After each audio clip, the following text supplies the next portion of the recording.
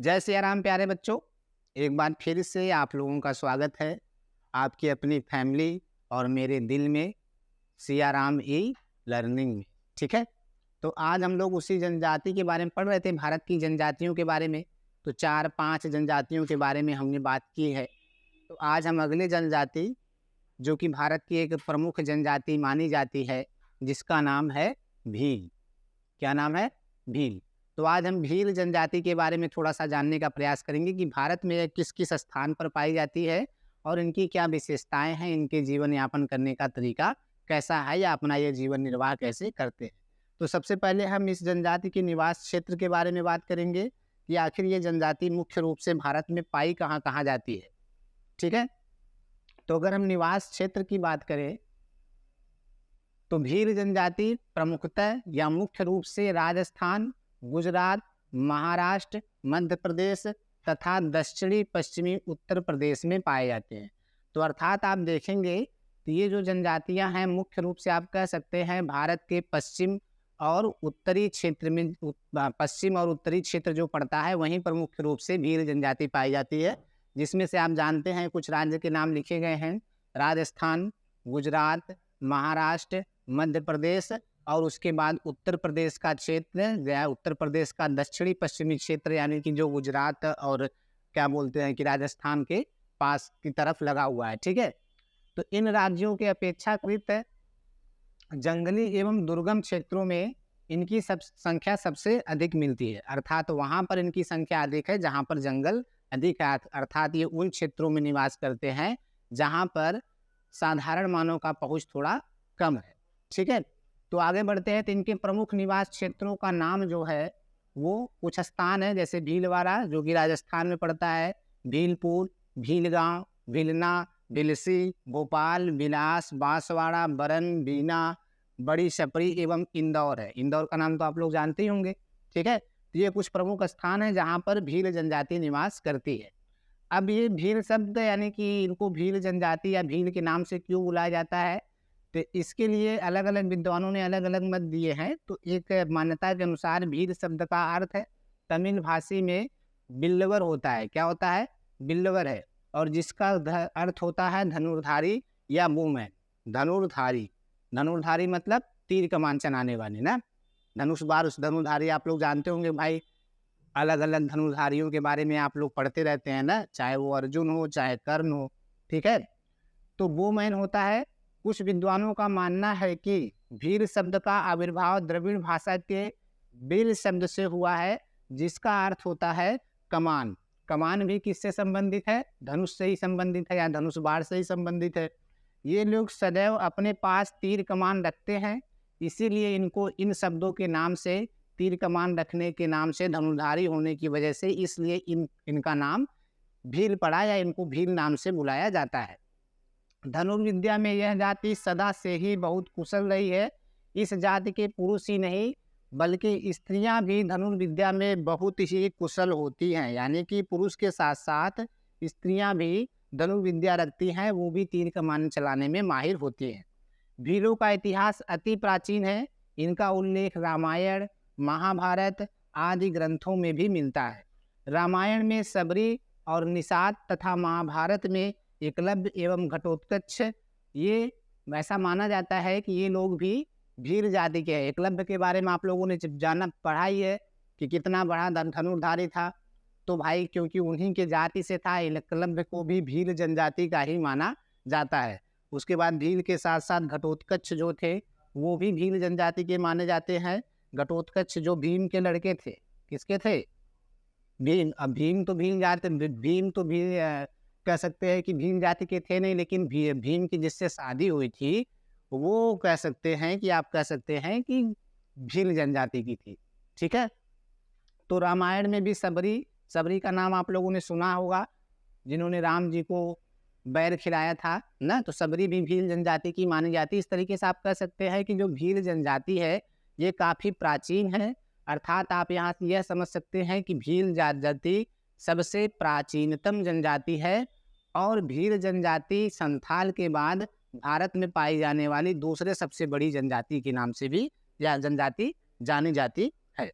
ठीक, आगे बढ़ते हैं हम इसी को थोड़ा सा आगे बढ़ाते हैं तो भीलों को निवास क्षेत्र के बारे में थोड़ा सा और चर्चा करें तो आप देखेंगे भीलों का निवास क्षेत्र जो कि मोटे तौर पर 22 डिग्री उत्तरी अक्षांश से 28 डिग्री उत्तरी अक्षांश तक तथा 74 डिग्री पूर्वी देशांतर से 80 डिग्री पूर्वी देशांतर तक प्रसारित है।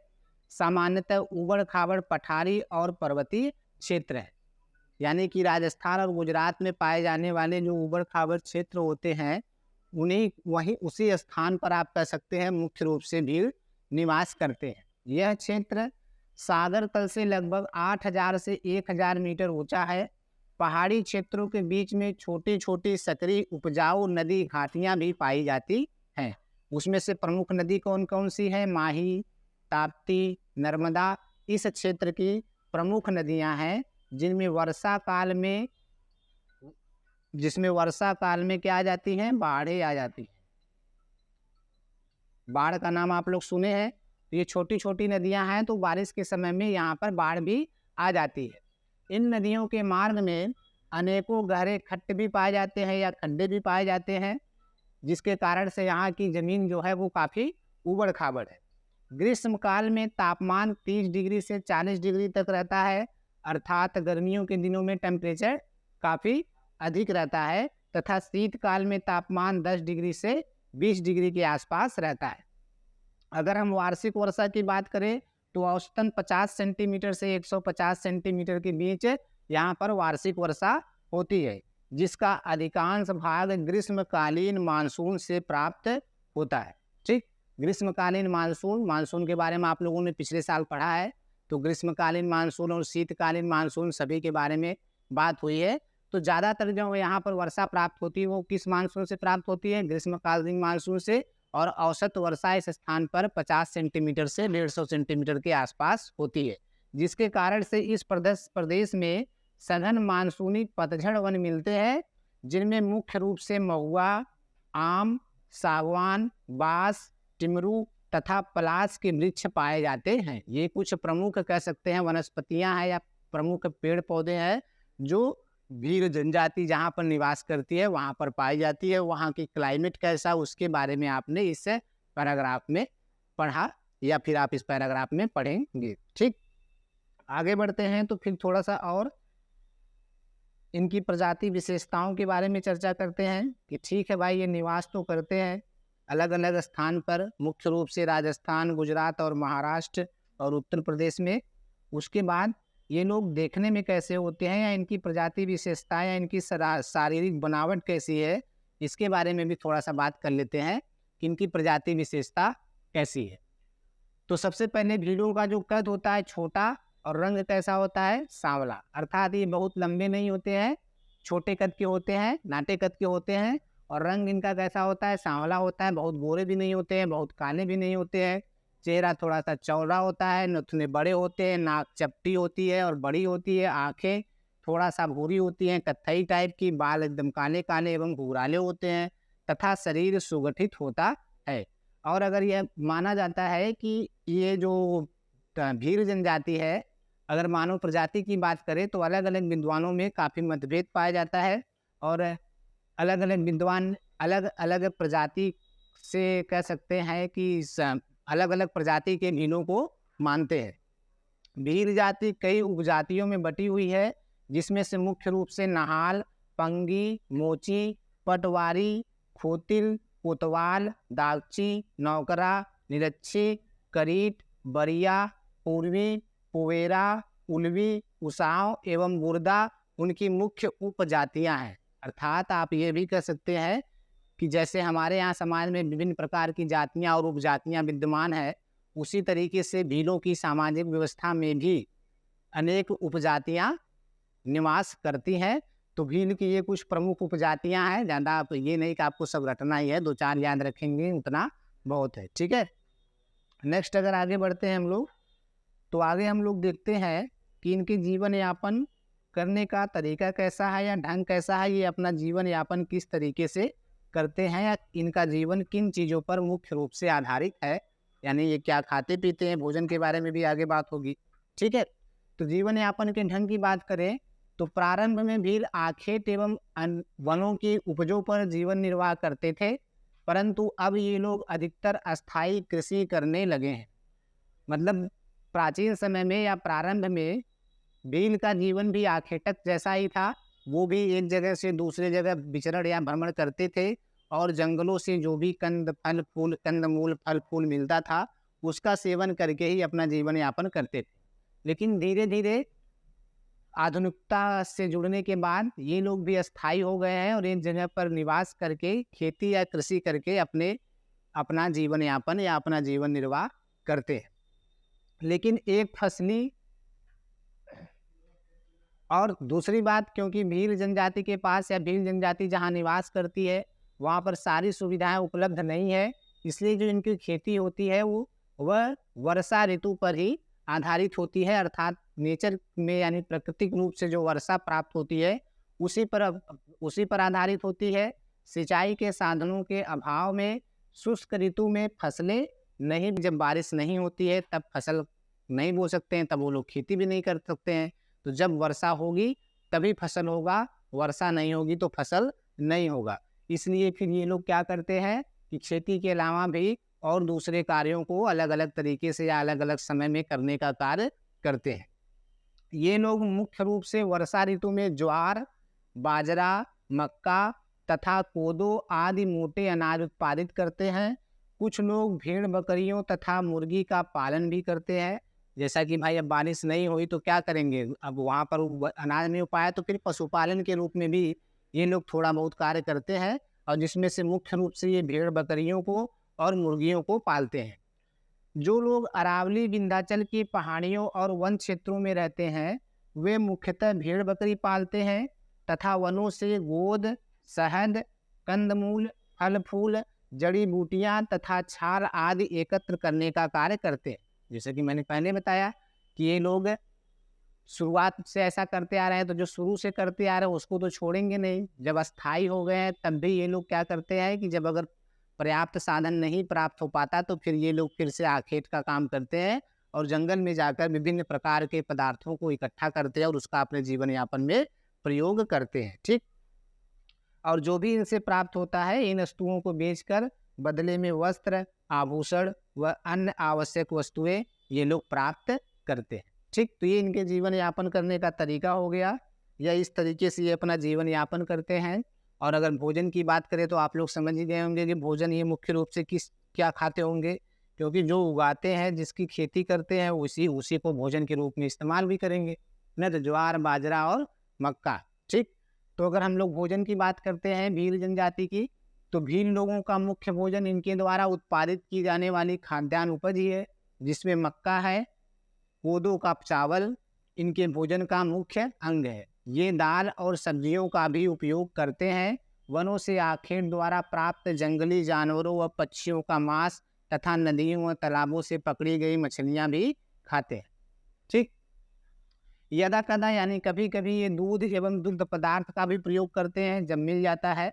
संकटकालीन समय में जंगली कंदमूल एवं फल फूल खाकर जीवन निर्वाह करते हैं। ये लोग महुआ, जौ और मकई की शराब बनाते हैं। देवी देवताओं की पूजा में भी ये लोग शराब चढ़ाते हैं और खूब चढ़ाते हैं, मतलब भगवान को भी पिलाते हैं, अपनों पीते हैं ना। ठीक है, तो जैसा कि भाई ईसाई धर्म में प्रचलन है शराब चढ़ाने का भगवान को, उसी तरीके से ये लोग भी मकई से और जौ से और महुआ से शराब बनाएंगे, भगवान को भी पिलाएंगे। आप भी टुन रहिए, हम भी टुन रहते हैं, कोई दिक्कत नहीं है ना, दोनों लोग मस्त, खूब आशीर्वाद ले मिलता है। ये लोग ताड़ी, तंबाकू और गांजा का भी सेवन करते हैं।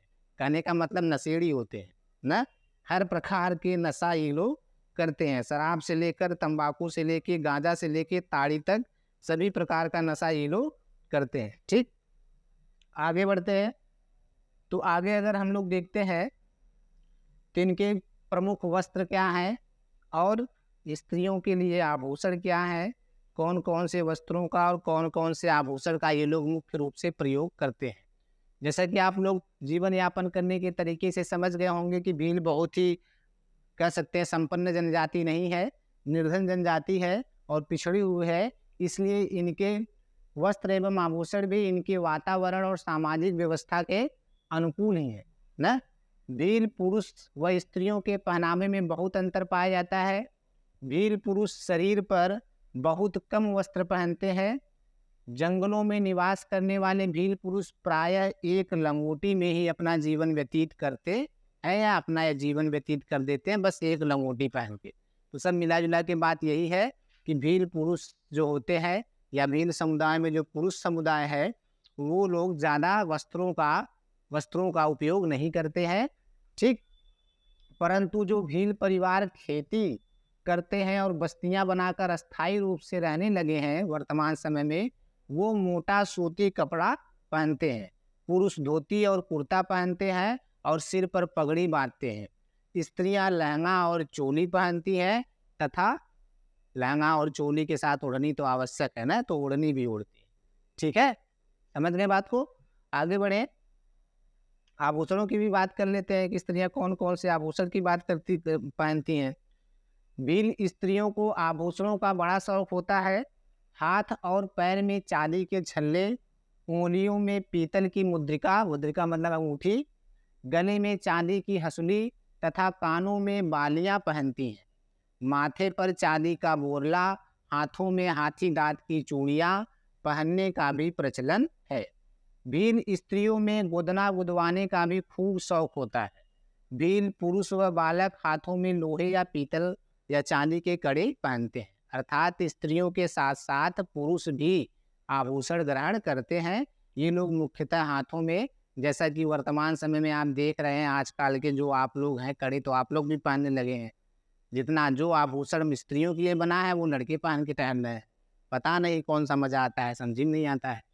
लड़की बनने का बहुत सवाल रहता है कुछ लोगों पे ना, तो जो चीज़ें जिसके लिए बनी गई है वही पहने तो ज़्यादा सुंदर है ना। तो यहाँ पर भी बालक और पुरुष हाथों में लोहे व पीतल की चांदी के कड़े पहनते हैं, और इसके अलावा स्त्रियां तो भाई आभूषण पहनने के लिए बनी हुई हैं, तो वो लोग आभूषण पहनते ही पहनते हैं। ठीक है, आगे बढ़े, अगर हम और आगे देखें, इनके आवास के बारे में चर्चा करें कि ये किस प्रकार के घर में रहते हैं या इनका घर किस प्रकार का होता है। तो घर की बात करें तो भील जिन बस्तियों में रहते हैं उन्हें क्या कहते हैं, पाल कहते हैं। जिन बस्ती में भील रहते हैं उन्हें क्या कहते हैं, पाल। ये इंपॉर्टेंट चीज़ है, जैसा कि मैंने आपको पहले बताया कि सारी चीज़ें आपको याद करने की जरूरत नहीं है, बस एक कहानी के तौर पर याद किए रहिए। जो कुछ स्पेशल चीज़ें हैं या जो स्पेशल वर्ड हैं उन्हीं को आपको याद करना है, अलग अलग प्रजातियों से जो संबंधित है। बाकी तो सारी कहानी सभी जैसी है, कहानी पढ़ते रहिए, सुनते रहिए, कहानी याद हो जाएगा। ठीक, एक पाल में सामान्यतः 20 से लेकर 200 तक झोपड़ियाँ होती हैं, यानी कि जो उनकी बस्ती होती है उसको पाल कहते हैं, और उस बस्ती में 20 से लेकर 200 तक घर या झोपड़ियाँ हो सकती हैं। ये लोग पहाड़ी ढालों, वनों तथा नदियों के किनारे पर तथा अग्निकांड से बचने, एक दूसरे की बीमारियों से बचने, पड़ोसी के जादू टोने के भय से तथा अपनी स्त्रियों को पड़ोसी भील के संपर्क में आने के उद्देश्य से दूर दूर अपनी झोपड़ियाँ बनाते हैं। भाई अलग अलग रहना है, कोई किसी को देखेगा नहीं, मतलब एक साथ झोपड़ी नहीं बनेगी। उसके कई कारण हैं, क्योंकि ये लोग जंगलों में रहते हैं, पर्वतों पर रहते हैं, दुर्गम स्थान पर रहते हैं, तो वहाँ पर विभिन्न प्रकार के कीड़े मकोड़े और विभिन्न प्रकार के बीमारियाँ फैलती रहती हैं। तो दूर रहने से बीमारियाँ नहीं होंगी, एक दूसरे की बीमारियों से ये लोग बचे रहेंगे। और अगर आग वगैरह लगेगा तो वो अकेले जलेगा, हमको नहीं जलाएगा ना।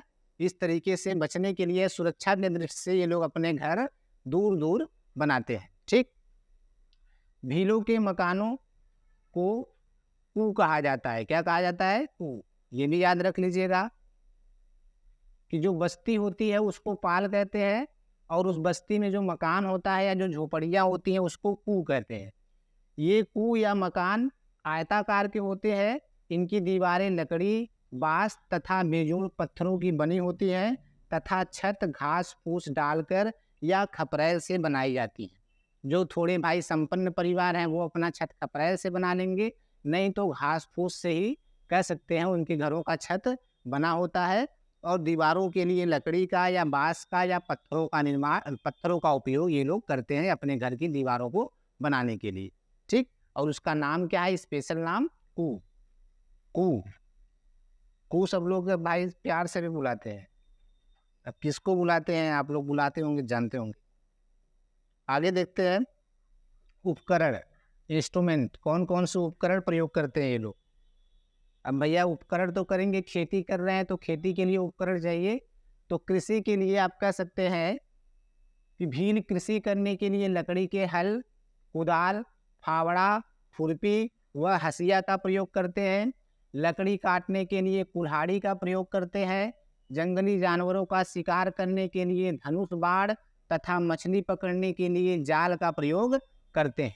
ठीक, तो मुख्य रूप से आप समझ सकते हैं कि जाल, धनुष बाण, कुल्हाड़ी और उसके साथ साथ खेती करने के लिए जो आवश्यक उपकरण है, हल हो गया, कुदाल हो गया, फावड़ा हो गया, ये उपकरण भील प्रजाति या जनजातियों के पास उपस्थित होती है। इसके अलावा पकाने खाने के लिए इनके पास मिट्टी या साधारण धातुओं के बर्तन होते हैं। इनके पास में एक छोटी बैलगाड़ी भी होती है जो इनके वाहन का काम करती है, अर्थात एक स्थान से दूसरे स्थान पर जाने के लिए ये लोग बैलगाड़ी का इस्तेमाल करते हैं। तो हर सबके पास एक छोटी बैलगाड़ी होती है। ठीक, तो ये हो गई भाई उनकी फिजिकल चीज़ें। अब जरा हम सामाजिक व्यवस्था के बारे में बात करें कि इनकी सामाजिक व्यवस्था कैसी है, शादी विवाह कैसे होता है, ये क्या होते हैं, भूत प्रेत मानते हैं या भगवान को मानते हैं या फिर नहीं मानते हैं। तो सामाजिक व्यवस्था के बारे में अगर हम बात करते हैं या सामाजिक संगठन के बारे में बात करते हैं भीलों की, तो सबसे पहले ये पाया जाता है कि भीलों में पितृसत्तात्मक सामाजिक संगठन पाया जाता है। पितृसत्तात्मक सामाजिक संगठन यानी पप्पा का जो होगा वो मेरा होगा। ठीक, जैसा कि वर्तमान समय में या यहाँ पर भी होता है कि जो पिताजी का है वो बेटे का भी होगा। ये प्रायः संयुक्त परिवार में रहते हैं भाई, ज्वाइंट फैमिली, लेकिन इसका अर्थ यह नहीं है कि वे एक ही घर में रहते हैं। शादी के बाद नव दंपत्ति पिता से अलग घर में रहने लगते हैं तथा स्वतंत्र जीविकोपार्जन करते हैं, लेकिन पिता का नियंत्रण उन पर बना रहता है। सभी सामाजिक कार्य पिता के घर में एक साथ होते हैं और भीलों के यहाँ वृद्धों का आदर किया जाता है। तो अगर यहाँ इससे समझना चाहे तो बस ये बात है कि जो भील है उनकी जो सामाजिक स्थिति है वो ये है कि ये लोग ज्वाइंट फैमिली में तो रहते हैं, लेकिन ज्वाइंट फैमिली में के रहने के साथ साथ जिन बच्चों की शादी हो जाती है, जिन लड़कों की शादी हो जाती है, वो लोग अपना घर अलग से बसा लेते हैं। लेकिन और भी जो सामाजिक कह सकते हैं कि दायित्व है वो सबका निर्वहन उनके पिताजी यानी उस घर में रहने वाला जो बुजुर्ग है वही देखता है और सभी प्रकार के उत्सव एक साथ वो लोग मनाते हैं और वृद्धों का यानी कि बड़े बुजुर्गों का काफ़ी सम्मान किया जाता है। ठीक, आगे अगर देखें हम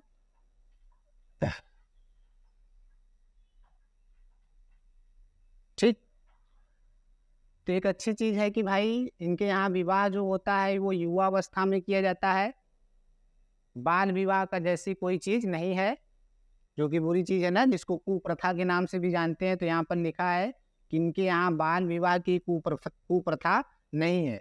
जब लड़का 20 वर्ष का तथा लड़की 15 वर्ष की होती है तभी विवाह होता है, यानी युवा होने के बाद ही विवाह करना है ना। पहले खुद बच्चे होके खुद बच्चे पैदा नहीं करना है, ठीक है, पहले बड़ा होके तब। अदला बदली का विवाह तथा विधवा विवाह की भी प्रथा इनमें प्रचलित है। यद्यपि इसमें निकटवर्ती संबंधियों में विवाह वर्जित है, लेकिन एक विधवा अपने देवर से व विधुर अपने छोटी साली से विवाह कर सकता है। अर्थात कि नज़दीकी रिलेशंस में या रिश्तेदारी में आप शादी नहीं कर सकते हैं, लेकिन जो नया रिश्ता बनता है, आपने किसी से शादी कर ली तो उनसे जो रिश्ता बना तो वहाँ आप शादी कर सकते हैं। मतलब कि आदमी अपने साली से और औरत अपने देवर से शादी कर सकती है, लेकिन पति या पत्नी के मरने के बाद, जिंदा रहते नहीं। ठीक, भीलों का धर्म अधिकतर हिंदू धर्म से प्रभावित होता है। ये राम, हनुमान, महादेव, शंकर, गणेश, दुर्गा, काली आदि देवी देवताओं की पूजा करते हैं। सब मिला जुला के ये लोग हिंदू धर्म को मानने वाले हैं और हिंदू धर्म में जो भगवान प्रचलित भगवान है ब्रह्मा, विष्णु, महेश और उसके साथ साथ हनुमान, उनकी पूजा अर्चना करते हैं। और पूजा के साथ साथ ये लोग भूत प्रेत, अगर पूजा है भगवान है तो भूत प्रेत तो होंगे ही ना। जो लोग भगवान को नहीं मानते वो लोग भूत प्रेत भी नहीं मानते, लेकिन अगर जो भगवान को मानते हैं तो वहाँ भूत प्रेत और जादू टोना ये होना स्वाभाविक है। तो इसलिए ये लोग भूत प्रेत और जादू टोना पे भी बहुत ज़्यादा विश्वास करते हैं। ठीक, हिंदू जातियों की तरह मृतकों का दाह संस्कार करते हैं। मृत्यु के बाद जन्म में विशेष विश्वास करते हैं, अर्थात पुनर्जन्म जिसको बोलते हैं। ये लोग पुनर्जन्म में भी विश्वास करते हैं, मर गए तो पैदा होंगे दोबारा। ये न सिर्फ मानव वरन प्राकृतिक तत्वों यथा नदी, झरनों, पेड़ पौधों आदि की आत्मा में भी विश्वास करते हैं। ये अच्छी बात है ना, अच्छी बात होनी चाहिए भाई, कम से कम ज्योग्राफी की स्टूडेंट के लिए अच्छी बात है कि ये लोग जो प्राकृतिक चीज़ें हैं उनमें भी ये समझते हैं कि उनमें भी जान होती है और उसमें भी आत्मा निवास करती है, और वो लोग उसकी भी पूजा करते हैं और उसका भी सम्मान करते हैं, संरक्षित करते हैं, क्योंकि उन्हीं से उनका जीवन यापन है। अगर वो लोग नेचर को संरक्षित नहीं करेंगे तो उनका जीवन ही खत्म हो जाएगा ना। इसलिए वो लोग नेचर को संरक्षित करते हैं और उनका आदर करते हैं। ठीक, ये लोग आगे देखते हैं तो ये लोग हिंदुओं की तरह होली, दिवाली तथा दशहरा के त्योहारों को बड़े धूमधाम से मनाते हैं। होली के समय इनका गोल पपेड़ा उत्सव विख्यात है। कुछ भील मुसलमान भी हैं। कहा जाता है कि औरंगजेब के समय में इनका धर्म परिवर्तन किया गया। ठीक, तो मुख्य रूप से तो भील हिंदू ही होते हैं और हिंदुओं के ही देवी देवताओं को मानते हैं, हिंदुओं के ही त्योहार को मनाते हैं, हिंदुओं की तरह शवों को ये लोग जलाते हैं। सब हिंदू रीति रिवाजों से प्रेरित है। लेकिन कुछ भील वर्तमान समय में मुसलमान भी है। ऐसा इसलिए कहा जाता है कि औरंगजेब के समय में उनका धर्म रूपांतरण कराया गया था, मतलब हिंदू से मुस्लिम बनाया गया था। तो ये हो गई भीलों की कहानी, स्टोरी ऑफ द भील ना, एक था भील ना। ठीक है, तो इसको याद रखिएगा, कहानी के तौर पर ही याद रखिएगा। कुछ जो इम्पोर्टेंट चीज़ें हैं, स्पेसिफिक चीज़ें हैं, उनको मेमोराइज कर लीजिएगा और आसानी से आप इसके बारे में लिख सकते हैं। तो अब आगे जब भी मिलेंगे हम लोग नई जनजाति के बारे में बात करेंगे। और नई जनजाति आपका शायद यहाँ नीचे लिखा है भोटिया ना, कौन सा है, भोटिया। तो इसके बारे में हम लोग अगले लेक्चर में बात करेंगे। आज के लिए इतना ही, तब तक के लिए अपना ख्याल रखिए। धन्यवाद। जय श्री राम।